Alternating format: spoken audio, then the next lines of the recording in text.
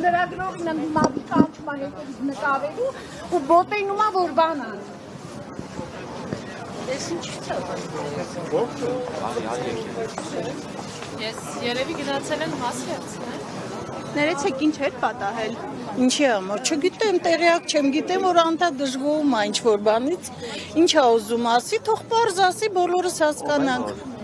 Միկին, չգիտեմ ով էր։ Դուք եք մասնակցել պատարագին։ Անպայման։ Նիկոլական է թե հակառակը։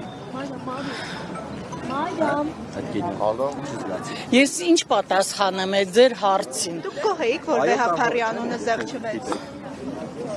Մենք բայց վեհափառ ունենք։ Ոչ չունենք։ Այո, ունենք։ Չունենք։ Արդեն երկար տարիներ մենք չունենք վեհափառ։ Վեհափառը պիտի ազնվագույն լինի, մաքրամաքուր լինի։ Լրագրող եք։ Սրբազանները։ Ինչ եք։ Ինչ։ Սրբազանները։ Սրբազանները չեն կարող, որովհետև մի անգամ ինձ մեկը հոգևորական ասեմ ձեզ, խոսք գնաց, ասեց, դե նա էլ ամարտ, նա էլ սխալներ կունենա, նա էլ, ես ասեցի ոչ, վեհափառի մասին էր խոսք, ես ասեցի ոչ, նա մարդ չի, զարմացա, ոնց թե մարդ չի, ասեցի այո, նա վեհափառ է, 10 միլիոնի մեջ մի հատանա, մարդը, թե վեհափառը, թե կաթողիկոսը,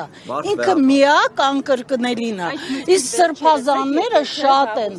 ինչ? Այդ մտքին վերջերս եք եկել թե Չէ, վաղուց, Կներեք, վաղուց։ երբ որ Նիկոլ Փաշինյանը սելֆի էր անում վեհափառի հետ եւ ասում էր ես եւ Գարեգին երկրորդը, այդ ժամանակ վեհափառ ունենք թե չունենք։ Գիտեք ինչ, լավ է ուշ քան երբեք։ Ամեն ինչ գուցե իր ժամանակը ունի։ Մենք էլ ասենք, չգիտեմ։ Այն ժամանակ դուստր չուներ, հիմա դուստր ունի, այսպես 4-7 տարում։ Այն ժամանակ բացահայտ քաղաքացիություն չէր։ Բայց ինքը Հիմա դեռ խնդիրը նա որ դուստր ունի։ լավ, գիտեք ինչ, ես ազնվությամբ եմ ասում, ես շատ հավանում եմ մեր վարչապետին, ինքը